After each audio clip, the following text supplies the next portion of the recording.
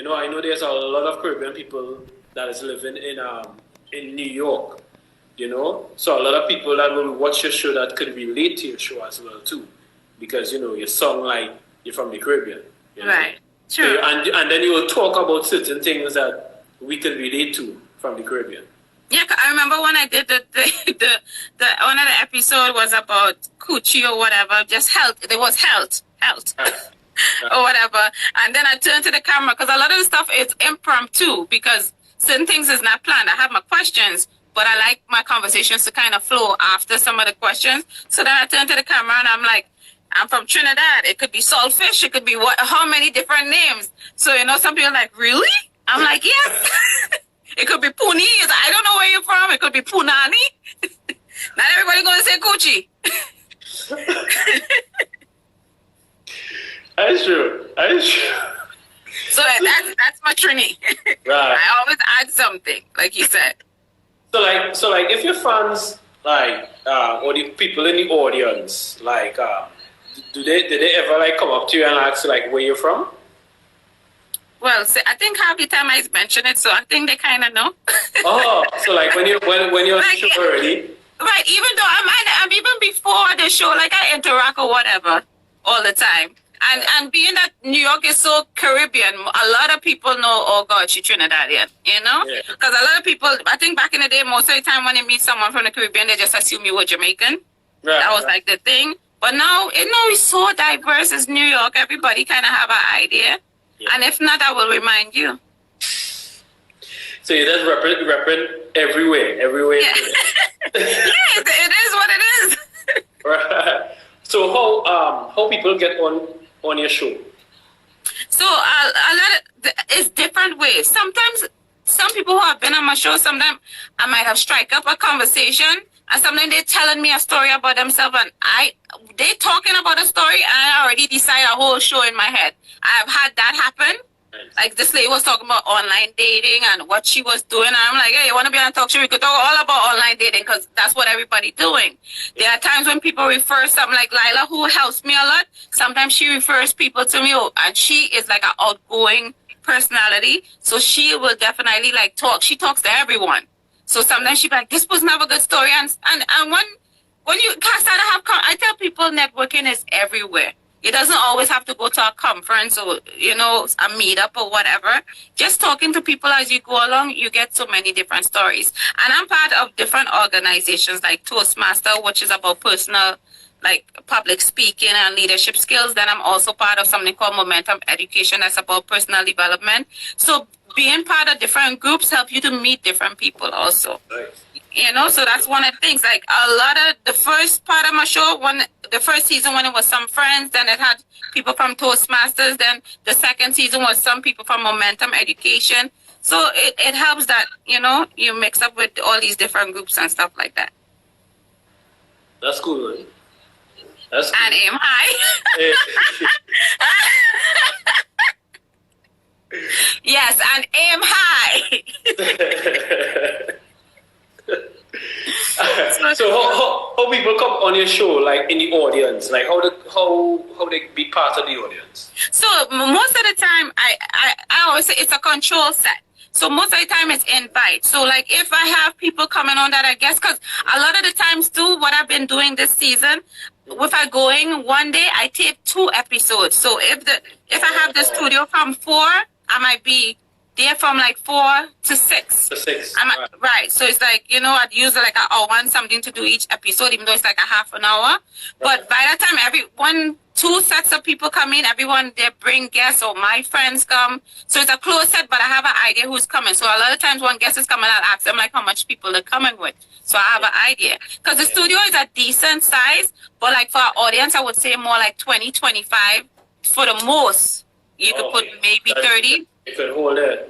Right, but you don't want too many people, you know? Right. I understand. I understand. So if I really had to get invited to come there now, like, woo. You have to know Mss Francois. So that means I get to know you. Yes. Bribe you. And I have to like you. You already like me already though. So we talk about this already. You can ask a question, Mahela. Oh yeah, Miss Francois, meet Mahela. She's a panelist from Trinidad and Tobago. Yeah, one of the best. Yeah, one of the best from Trinidad and Tobago. So she's asking, have you ever had to deal with a difficult or rude guest on your show? And if yes, how you handle it? Okay, so I never had like outright rude people on the show. I don't think anyone is that brave yet, right? Because first of all, you have like the pre-interview and we have these discussions before, right? So a lot of that, I think that fixes a lot of it. But there are some people have like a tad bit attitude. But I always say if you're coming with that, you have to really come good because I will really shut it down very quickly. And I do it in such a good way that you think it's part of the show and you're like laughing like ha ha ha. This time the person like I'm gonna kill you. Your friend is violent, though, eh? Your friend is very violent.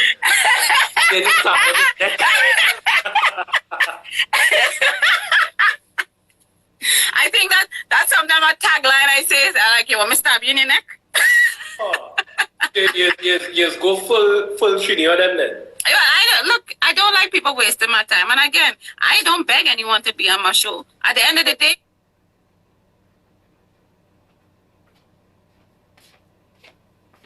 you're coming to the wrong show. And I often thought, I said, if anything was to happen like that, I think I would actually keep it. Because it's so sad to say, but sometimes when certain things happen like that, that's when people even watch the show more. Because a lot of times when certain things blow up, it seems like they're negative. People want to see people cuss and fight. But I don't want that to be the tone of my show. But even so, I feel like being that I work on being authentic at the same time, if that was to happen, I would air it. I'll have a disclaimer in the beginning to show that the person didn't make it out alive. But it's be all part of the show. Hey, you're a Trini boy. Wow.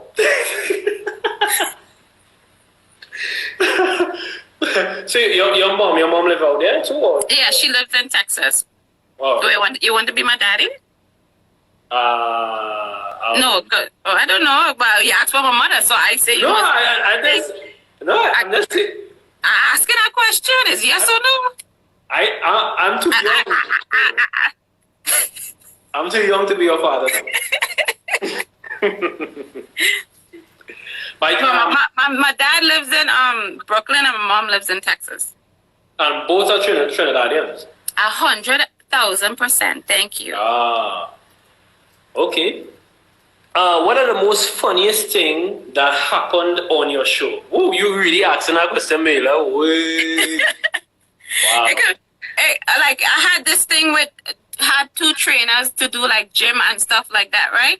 And one of the things was people don't realize how much exercising helps you in the bedroom. So I want to see I might ask them to do certain exercise or certain things that can help. I think my stuff is more, at the end, it has some like interactive stuff and it has a lot of stuff to do with my responses to what people say.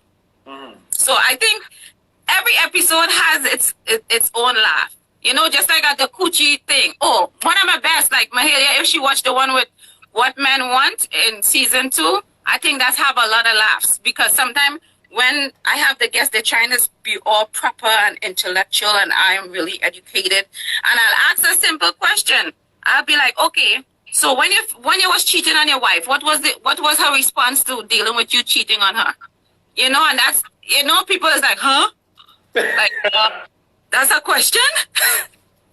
You know? So I think it's my responses to what people like what you don't expect. So I think that's what makes certain things funny. That's cool. That's cool. So I guess with your show you just you love to make people laugh. I like to make people uncomfortable. Oh, you like to do that? You like to do the hot seat thing? Yeah, it's fun. Because that's when you really see people true responses, even if they don't respond, just the reaction to things. It's amazing, and that what makes it funny. Because people just don't expect you to say certain things. Everything always has to be overly politically correct. Why? That is true. That is true. That is true. That is true. So, wow. Anyway, your episodes is on, most of them is on YouTube, eh? All of them is on YouTube, and it have like other, cause it's other thing. Yeah, all is on YouTube. Like after I add them, I put them on YouTube, and there's like other things there. Like I have small segments, like little short clips or other things that make people laugh. Cause I call it like lift your spirit. So I do different things. Right, and that's under the Mss Francois Show. So yes, the MSS. Sorry. Yes, it's okay. MSS. Yes. So why the MSS? Because it's multi-talented and super sexy. Okay. Don't you agree? That rhyme. Okay. Yeah. I'm keeping that. Alright, so that's why you have it like that? Yes. That was on purpose. Because one time someone had said, oh, you spelled Miss wrong. I'm like, really?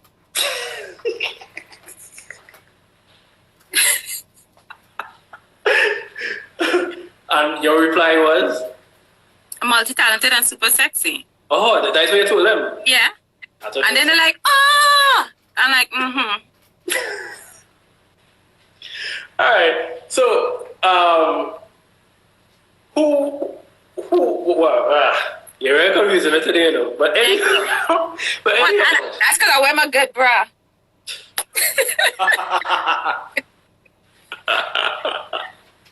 So, who's someone that you will love to interview?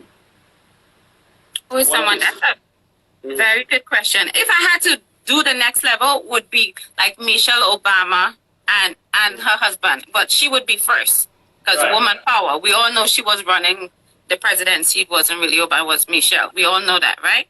So, I know that. So it would be, because one of the things too I want to add to like season 3 is a lot of times I get like the man point of view, the husband or the wife, but I kind of want to do more couples. Because sometimes when one come on, they say one story and then there's another story. So it would be like a Michelle Obama, like the Obamas, I should say. That would be like so awesome. Because even like I read her book and stuff, and what people fail to realize, even though we look up at them and go, ooh, like they're human beings at the same time. So let's talk about some human stuff that everybody goes through that people seem to not think of. Yeah. You know? Definitely. Someone asked about Oprah and Stedman. Oprah and Stedman, yeah, because I just need a Stedman. Just know how to stay in the back and let me go in front, and you, that's okay. That would be good.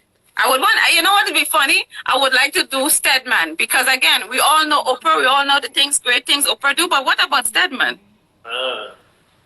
You know, people hear his name and they're like, he's still around, and I'm like, yeah, but he only comes out at certain times. Once you go into an award, yeah. So, you know, I would like to see, that would be something good to see how he deals with certain things like you're with Oprah. Right.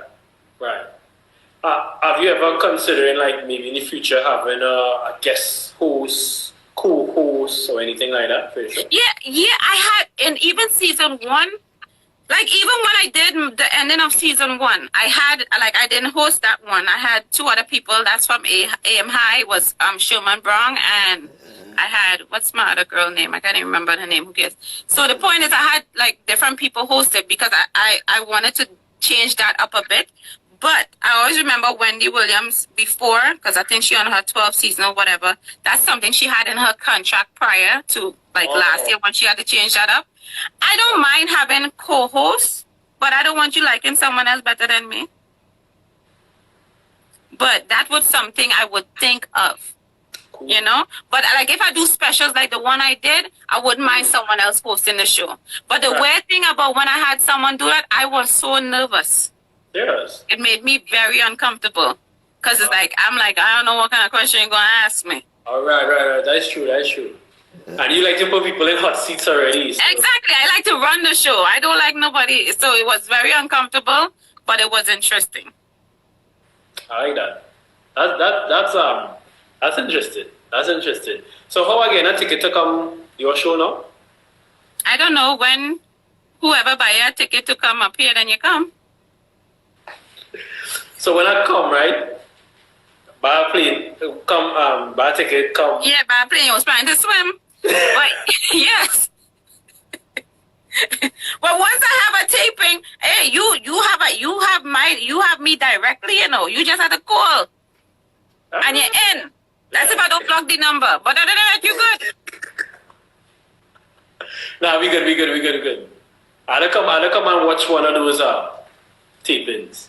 Yeah, and it's totally different from when you tape it and you're watching it. To me, it's so much fun. Like when you're in the studio atmosphere, it's fun. And I think because that's one thing I do miss, just being in the space. It's just a whole, like I tell people, podcast is cool. Everyone has their genre and different things they want to do. Like I said, like a mini studio here, if I want to, could have the Mss Francois stuff. But it's still so different when you have guests coming in and they're like, "Ooh, a studio, this is nice." Yeah. When you have the people coming and they could clap, it's totally different. And I tell people it's nice to have the podcast and all that stuff. But if I was going to invite Michelle Obama or whatever, right? I can't, Michelle, oh, you want to come to my house? You know? So I always say everything is not for everybody. Nothing against podcasts. I think podcast is awesome. The millennial generation is great. But I like my format. Like you relax, you pop some popcorn and you're like, you want to laugh at something and learn something. Mine is a show to watch. And you have fun. That's good. That's good. What advice would you give to someone, you know, that want to do the same thing that you do, like start up the same way in terms of they having a show, they really don't know, like, you know, how to start or how to begin, but they have this. Well, I would say reach out to if you see something, like for instance, if they saw my show, that's one of the things, like reach out to that person, because don't just jump in it. You definitely need to do a lot of research before, because I didn't do a lot. I like to learn, but I learn fast, so I'm like in everything. But definitely do research, reach out to someone you see doing what you want to do, and hopefully that person wouldn't mind mentoring you, but you wouldn't know until you ask. So if you do that, definitely you'll be ahead of the game compared to just jumping in, spending money that you didn't need to spend, or going 10 steps back instead of going 10 steps forward. So reach out to someone that's doing what you like, or you want to do.